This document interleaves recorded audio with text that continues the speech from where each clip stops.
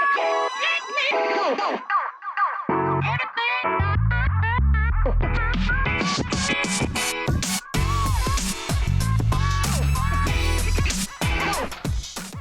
welcome to the Book of Dad Radio Show. I'm Dr. Robert Benson. As always, before we get started, we want to say thank you to Jehovah. Thank him for his son, Jesus Christ. Thank him for our families. Thank him for work and our ability to do the things we're able to do. Book of Dad Radio Show, Life and Spirit Online, that's a network. And I'm hanging out with my main man, engineer extraordinaire, Iceberg Slim, Eddie G. I don't know about today. Continue. Hey, man, that's where genius comes in. You know, when you figure out and work out the problems, you know? I hear you.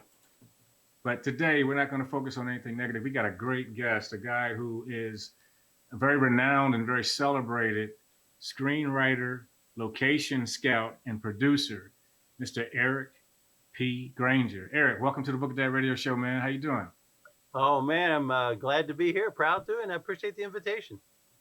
No doubt. We're glad you're here. You know, I was reading your credits. You got to talk to us about some of the stuff that you do. You know, I producer, but one thing that interested me right off the bat was location scout. What is that all about? Yeah. A location scout is when a producer or director want to do a movie, and after they break down all their scenes that they're going to be needed in the movie, they say, okay, we have to find this location. It could be an old warehouse. It could be the side of a cliff. It could be a walk in the woods, something like that. And so when they come to our particular area in the Adirondack Mountains, I do a lot of scouting in this area for different shoots and everything from commercials. I've done stuff for LL Bean, magazines, TV shows, film. So I'm a location scout in this area in particular and in Costa Rica. I work down there too. In Costa Rica. Yeah. Interesting. You know, the thing I was going to ask, because we're down here in Atlanta, and Atlanta is essentially, I would have to say, number 2 on the location zone, if you will, in the industry. And I was going to ask, what is it about an area that makes it attractive to people like yourself and organizations to do these types of things? Well, Atlanta has a lot to offer from the size of the big city, urban areas, rural areas, countryside. You don't have to go far out of Atlanta and get into country, as you know. So true. It offers a lot of diverse locations. We don't have that same, there's no tall buildings in downtown streets for car chases and things like that up here. So I think it's a different kind of, although we did do one car chase now that I think about it, but that was a while back. And it just offers different things and depends on what that particular director and producer are looking for. So we're working with an Amazon thing right now that they're maybe doing a new winter limited series up here about an ice planet or something there. So we're working with those guys right now to try to get them the right locations for what they're looking for. You know, I see that you're a screenwriter. Yeah. Have you, we'll talk more about some of the screenwriting you've done and some of your work and some of your acknowledgments and accolades and such. But have you performed yourself? Have you done the classics, as it were, or performed in roles and things of this sort? I've done several extra roles on films. Just little stuff, though. We need someone to play the bodyguard for the president. Quick, throw a uniform on this guy, that kind of thing. I've played a few roles and had a few bit lines, but it's all just background stuff. Yeah, I've never taken on, in film, I've never taken on any big roles. I did a lot of theater in the day, and did a lot of theater where I played the lead roles in some of those bigger productions. I talked to before a guy who was involved in theater and in film. There were some different or idiosyncratic things about both of them.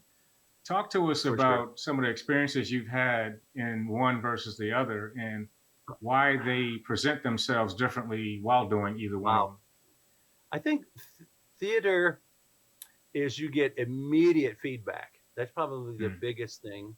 Plus it's live, and if you do make a mistake, there's no cut, retake, going over again.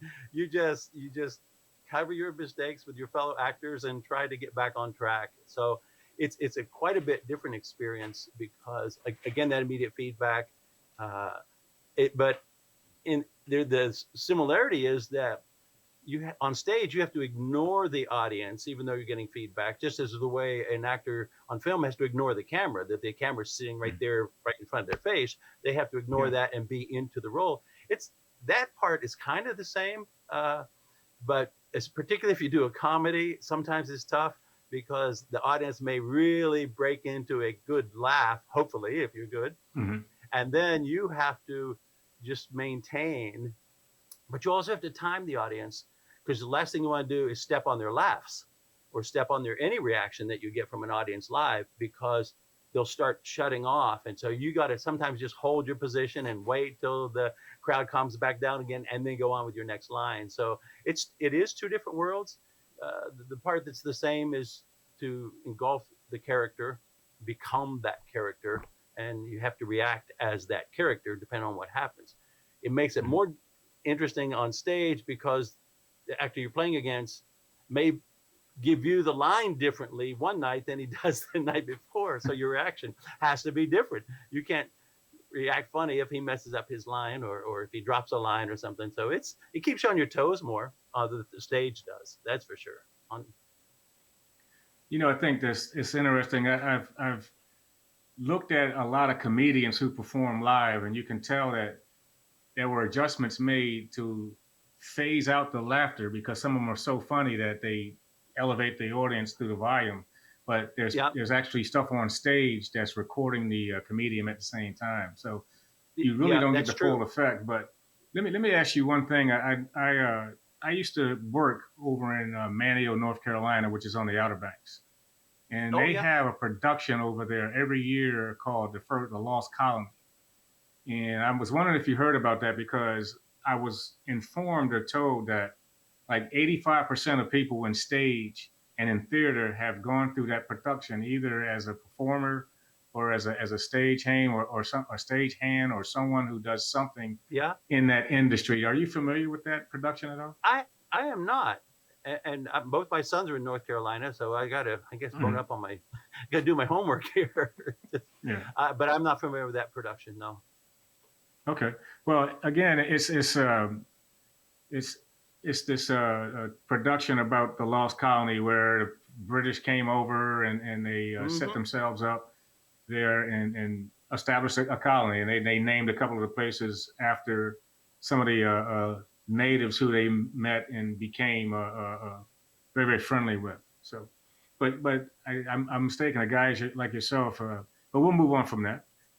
So let's talk a little bit about what it entails to be a producer in this industry, and particularly in stage. Particularly on stage? Yeah. Wow. Is there something different about being a producer on stage versus in film? But very much so. Very much so. Okay.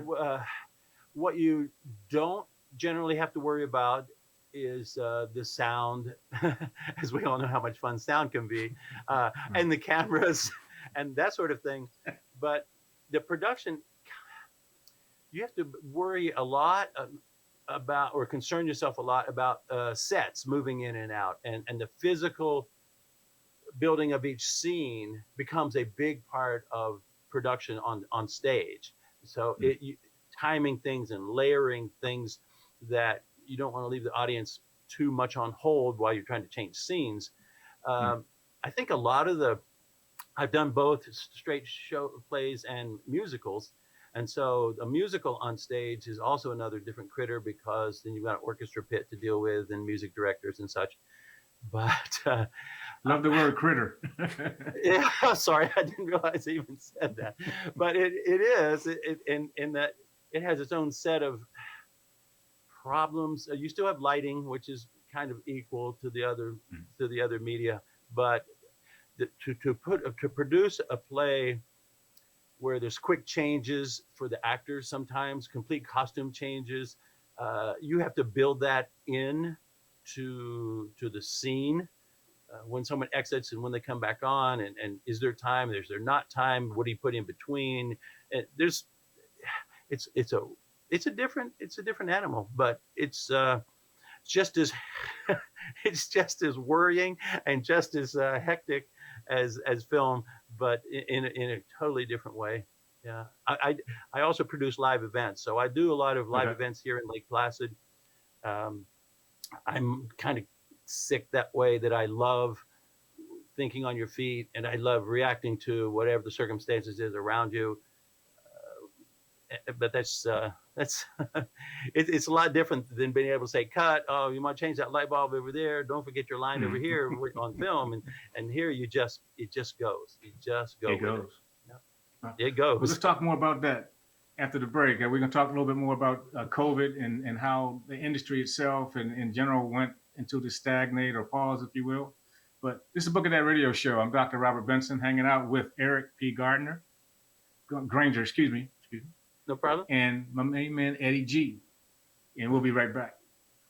See why listeners from over 150 countries around the world follow the Book of Dad radio show. Join Dr. Robert Benson and Eddie G as they chat with special guests who share their stories and information that will change your life. Watch and listen on lifeandspiritonline.com or subscribe to the Book of Dad radio show on Apple Podcast, Spotify, iHeartRadio, or wherever you get your podcast. Brought to you by the NASCA Network.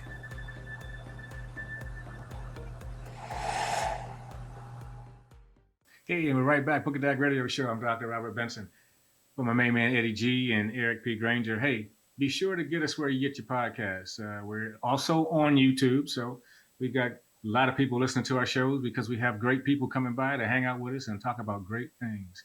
When we left off, we were trying to pick Eric's brain about some of the stuff that's going on in the industry. The industry that kind of went through a little pause, if you will, just about like everything else. There were some stagnant issues surrounding COVID-19. Very briefly, and as we get through this, we wanted to ask him to talk about the increase or gradual re-entry, if you will, of the industry, as it were. And do you ever think at some point we'll get back to where things used to be? Oh, wow. I think the whole world is readjusting, even as they're coming out, as we're coming out of it. A lot of businesses, as you know, decided, hey, let's keep our employees home anyway, not pay for the big building and all this stuff goes with that. So the movie industry is also adjusting. I don't think it's going to come back to the way it was. I don't think it. I don't want to be a soothsayer here, but I don't see it coming back to exactly the way it was. As far as on pause, it's still on pause for the most part, slowly coming out. I know LA is having a resurgence right now of the COVID, and there's been a lot of talk over the last several weeks of coming out of it and getting back online and getting people together and stuff. And now it's taken a little bit of a step back again. They're pausing again a little bit more, but their planning has picked up. I would say for the first year of COVID, all planning stopped. People wouldn't, because it was so uncertain. You know, we're not even going to plan for anything until we don't know what's going to happen 2 years from now and 3 years from now. But I think that has gone away. So now they're starting to look down the road from now. I've got one production. I spoke with the director last night, actually, and they're talking about in 10 days, they're going to start the first shoot of that production. So it's getting back together. There are some pretty strict rules for production. When the crews do get back together, I think their crews are going to be smaller than they've been in the past, for less problems for the production company if the crews are smaller. So instead of having 5 guys doing lighting, you might have only 3 guys doing lighting, that kind of thing. But it is starting. Some companies have started already filming and shooting again, but it's still slow. It's not anywhere near it was 18 months ago. It's not anything like that. Back then I had literally 4 projects just stopped dead in the water when this thing first hit. Back in the March of 2020, it just slammed the door on it, and they said we're not doing anything until we figure out what's going on in the world here. So it's slowly coming out. I think it's going to be a long time before it gets back to the way that we want it to be honest with you. But at least the people I've been talking with, they're planning to get back together on, before I'd call them 6 months ago and they'd say, oh, we don't know. We're not doing anything right now. Mhm. But it's coming out. It's just slow. Well, Eric, I know you've won numerous awards in the festival circuit, and I'm sure that's an interesting process. How do you get involved in getting your films and your screenwriting and all those things to participate in these festivals? Most of the festivals, it's not that hard to enter. It's usually just a fee, and then it goes before panels of judges, that kind of thing, in the respective festival. And when I began this journey here, writing journey, I went to a lot of festivals because everyone knows that there's nothing beats face to face, no matter who you talk to. So I went to an awful lot of festivals to introduce myself, talk to people, and say, yes, I'm a finalist in this one, and let's see how it goes. And just a lot of mingling. That kind of seems to be very big in the Hollywood business. It's you could have the next War and Peace, but if you don't get to the right people, it doesn't matter. So it does help that you achieve accolades with your screenplays. I think I have 18 Best Screenplay Awards now, with multiple scripts. And so you have to build kind of a reputation that you're not just a flash in the pan. Oh, I wrote one screenplay, and then because they won't talk to you if you were one up, or believe me. And so it takes time to build a reputation and go to all these festivals. Some of them are elegant and red carpet and all that, and some of them are a little more down to earth. And I've run the gambit when it comes to film festivals. I've been to many of them. And we have a film festival here in Lake Placid, which I'm on the board of directors, and I run the short film competition of our festival here. So yeah, I was just down in New York City, at the New York City Independent Film Festival, where I'm also a judge at that one. So I was just down there a couple weeks ago, helping them with that festival. Wow. It's you meet a lot of great people. You meet a lot of at these festivals, and you meet a lot of interesting people too. That I'm sure it's a schmooze festival. It is. It really is. Yeah. It's I learned to just kind of sit back and listen a lot. Probably the best lesson I ever learned in life was to shut up and listen. But Yeah. it's some people, they're full of themselves, and some people are modest and super modest, and it's just fun to see I get great characters from my future writings by just watching some of these people. That's for sure. Wow. Eric, you mentioned that you're up there in Lake Placid, New York. I mean, that town has some fame behind it, but it's also in a region where you, at least once a year, at some point, you're locked down. You can't, there's not a whole lot you can do because of the snow and things like that. And I was just wondering if that being in that type of environment and being in the COVID protocols in the last year, Mhm. did that assist with your creative niche at all? Were you able to sit back and really start spitting things down on paper, because you had this dead spot, if you will? Did it help you write anything Right. more? Yeah, I have. Yeah, I did learn to shift gears and take advantage of the fact that I couldn't go anywhere. Mhm. We handle the winters up here. That part doesn't bother us. The COVID stopped things pretty dead up here.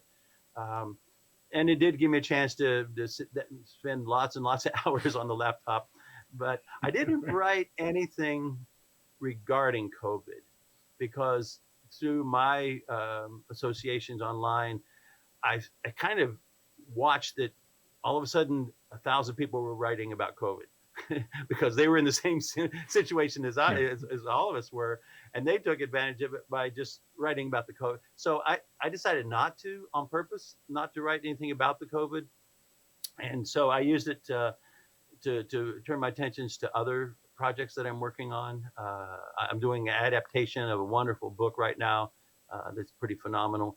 And I spent a lot of time on that one. Uh, I most of the stuff comes from somewhere up in this silly brain, out of my imagination. But this one's a little different because it's already a book, but it's a powerful book. It's a great book. So I can't wait to see this one made into a movie. Yeah. Hmm. That's very, very interesting how you have somewhat of a mandate already in place, because if you are screenwriting a book, you don't want to get too far away from the intentions of the author. Is there an unwritten agreement or kind of understood agreement between you and an author before you do that? Yes. I've never had a project where my creative is restrained, where my creative is restrained. I have to stay pretty much true to the story. And of course, no one remembers the exact dialogue of what happened in 1972 or something like that in this book. So I have to create the dialogue as I see the characters would have said it. So that makes it's a different for me, but I just believe in this project so much, and I collaborate a lot with the author. We went through the outline together, and I said, "This is the route I want to take." It's about her story, but there's some creative license in it to adjust a movie is different than a novel, just in its cadence and its beats, and when to hit the highs and the lows, and when to when to hit those certain areas that a novel might be more monotone, and where it's pretty structured for a film to hit them at the right time. So, and she's wonderful. She gives me full license to do all this stuff. So we have a good agreement. We talk often. Yeah. Oh, outstanding. Hey, well, this is the Book of That Radio Show. Again, we're talking to Eric P. Granger and my main man, Eddie G., engineer extraordinaire. It's Book of That Radio Show, and we'll be right back. You have something special. You have greatness in you. Hello, I'm Les Brown, Mrs. Mamie Brown's baby boy. I want you to spread the word to your family members and friends to listen to LesBrownGreatnessRadio.com. Absolutely. And let me share with you why we're going to be focusing on positive things, because whatever you focus on the longest becomes the strongest. And now more than ever, when the suicide rate has increased over 33%, when the suicide rate of young children between 5 and 11 has doubled, people feeling hopeless and stressed out and powerless. We need programming that can bring out the greatness in them. And that's what we will be focused on. When you listen, it will be an experience that will transform your life. LesBrownGreatnessRadio.com. That's my story, and I'm sticking to it. Okay, welcome back to the Book of Dad Radio Show. Today, we have an excellent guest, a great producer, screenwriter, sometimes actor, Mr. Eric P. Granger, and he has really given us a lot of information behind the scenes on what happens in the industry. Eric, thank you for being here today. We just wanted to know a couple more things. One, Sure. being a producer and going through the process of getting money for your film. We talked about that earlier. Oh boy. Off air. What is that process like to go from screenwriting to getting a deal to getting it produced and getting it out to the public? Wow, there's just so many avenues. There's not one way to do it, to be honest with you. There was a book out a few years ago. It said getting your screenplay through the Hollywood maze, and I read that, and it's like, well, there's not really a one way to do it. You know, I'd say the biggest way is making connections, talking to a lot of people, building your reputation. Sometimes a producer will come, a director or a producing company will come to you, and they'll say, "Oh, I like your screenplay. I've heard about it," and they already have everything in place. Or I help them get things in place by giving them more information, about the scenes and who I think would be good for the characters involved. And then it's the industry is changing a lot. If you're not one of the big Warner Brothers, Sony, one of those guys, and you're an independent person, the industry has changed so much because the financiers now want you to have a complete package in place, which means distribution. So what you have to do is it's kind of a sideways way of getting around things, is you have to get a distribution deal before the financiers will come in and say, okay, now that you've done all the work and you've sold the thing already to a distributor, now we'll finance it. So it's and they want to, again, the industry is changing so fast, especially for indie filmmakers. They want an attachment, which is a letter of agreement from a particular actor or a particular producer, that you can take as a package to your finance people and say, look, now I've got, don't quote me on this, but I've got a Tara Reid, or I've got someone already attached to this script, and now I've got the distribution. Then it's actually fairly easy, not easy, but it's easier to get financing. And it seems to be now the only way. I think the days are gone when you can just go up and talk to someone and say, look, I've got this great script and I need $5 million to make this indie film. I think those days are gone because of the investments. And return on investments have been so scattered. Some of them are great. You know, you all hear the stories about someone who made a film for $100,000 and it made $50 million for them. But for every one of those, there's 99 where they spent $50 million and they made 99 back. So the industry's changed in that now they want a good package before you're going to get money. They want a package deal. Okay, I've got this guy lined up to be the director. I've got this person, lined up to be in the film, and they've got a letter of agreement from them and a letter agreement from them, and I got a letter agreement from the distributor, whether it's Lionsgate or someone of that ilk. And then you go to the finance people, and then they're actually pretty easy with the money. Not easy, but they're easier to get the money out of them. It's an evolving thing. It's changing, and now with the COVID, I think the money is tighter, but there's more avenues for media nowadays too, between the Netflixes and the Hulus and all that kind of Amazon and everybody. So everybody's kind of on this weird fence, like, yeah, we want a lot more media. We need media. We need content. We need content over here. But the other guy's going, I'm not giving you any money until you got the package ready. So now you got to worry about getting the package ready to get the money before you go to the. It's a juggling act, is what it is. It's a big juggling act. Well, you made me think of another question for you. Sure. With the advent of Netflix and Prime and every network beginning to create their own media, it seems like it's opened a gate for people like yourself, where you have different ways to distribute. And some of them, I compare it to a couple of years ago in the NBA.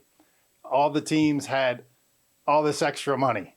So when all the free agents went out, they were getting these deals for $100 million, and they weren't even that good of a player. And then they felt bad after the deals were done. So now it seems like, because some of the content that you might see on a Netflix or and it has big stars in it, but some of them, they don't seem to be the same quality or the same amount of time has been put into it because of the competition. They want to get out the product so they can compete with the other set-top box company. What do you think about that? It's true, but those guys are hard to get into. Okay. If you're not in the Netflix club, you as an independent, it is very hard to get into. Netflix is only one of many out there, media now, but it's hard to get that door open if you're not buddied up with the right people. Okay. It's just much more difficult. They have it's not impossible. Some people do break through, but it's usually because they know someone who knows someone to get seen. And again, I go back to, you could have the best war and peace, but if you don't know the right people, the world's never going to see it. But the media content is everywhere now. I agree with that. And I've kind of branched a little bit in that direction. I've just written 2 pilots. One I'm trying to get into Netflix right now, and it's a sci-fi thing. But I'm also doing it for a TV, a comedy that I'm working on for a 30-minute comedy show. And it's just a matter of keeping keep pounding on the doors and keep going to the right people and putting the package together. Yeah, I love what you said about is who you know, and the nepotism and such is big in the industry. But let's take a few minutes here and talk about your projects that are coming up, some things you want us to know that we can look out for and where we can find some stuff. The one that I'm really excited about right now is this adaptation that I'm doing for the wonderful lady, Amy Kardashian. It's not one of the Kardashians, it's the Kardashian. It's different, but the point is, this woman is literally been through hell all her life, and she does nothing but bring light to every situation. Her goal in life is to help humanity and do the best that she can do to make the world a better place, even though it's just beat the crap out of her. And that's what the book is about. Everything she's been through, all the losses she's suffered. And somehow she's just one of the happiest, nicest people I've ever met. And when I read her book the first time, because I read it a second time, then I actually listened to it because it is on it's on the audiobooks. I sought her out, and I said, "Look, I want to write. I want to make this a movie. I want people to know that the world can be a better place. I want people to see." It changed me when I read that. It's just like, oh my God, if this woman can have her attitude after everything she's been through, then you know what, I can be a better person. I can do better. I can approach life a little bit better, because everyone has things they put up with in life, but not compared to what she's put up with. She had literally, during the Lebanese war, she had her brother explode, bombed, and right in front of her while she was talking to him, and that kind of stuff. And she's lost several relatives because of the war and what she endured during the war. And oh God, and then she's like happiest, wonderful person I've ever met. It's like, wow. So the point being, I really love this project. We're working hard to do the last draft of it so that we can start putting our package together and present this one. But it's a wonderful project. I just can't wait to see this on the screen. So what's your handles? Pardon? Your handles, YouTube, or not YouTube, but Twitter or me? Well, ericpgranger.com is my writing. You can find almost all information there. My scripts, my awards. Okay.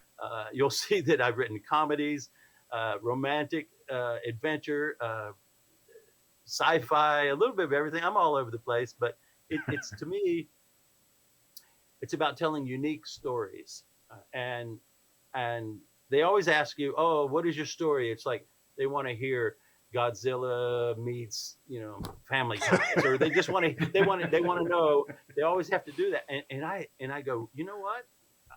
My stories are unique. They don't have an attachment to anything else. They're just unique, and they're standalone. And so I like the fact that I'm all over the place. It gives me a chance to do the fun stuff and then the serious stuff. And I wrote one about recently about human trafficking out of Nigeria, and so it's a more serious note kind of thing. Working with a wonderful lady over in Nigeria, over there, getting all the information together. So I'm kind of. I don't think I can wear just one badge there. I think I'm all over the place. There you go. Hey, well, Eric, it's certainly been a pleasure having you on the Book of Dad radio show. we'll definitely get you back and especially to find out more about these projects that you have coming up. They're very intriguing and interesting.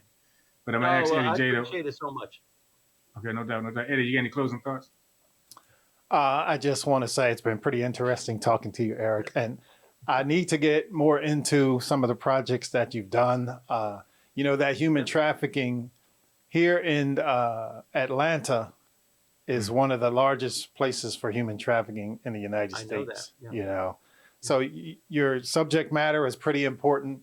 I like what you said about doing uplifting stories that change people's lives, and gravitating to those stories as you seeked out the author that you're doing the film for. So we appreciate you doing that. And that's the type of people we like to talk to, people who are looking for positive reasons to help others through their skill and their craft. So we appreciate you for that. Well, I appreciate your time, guys.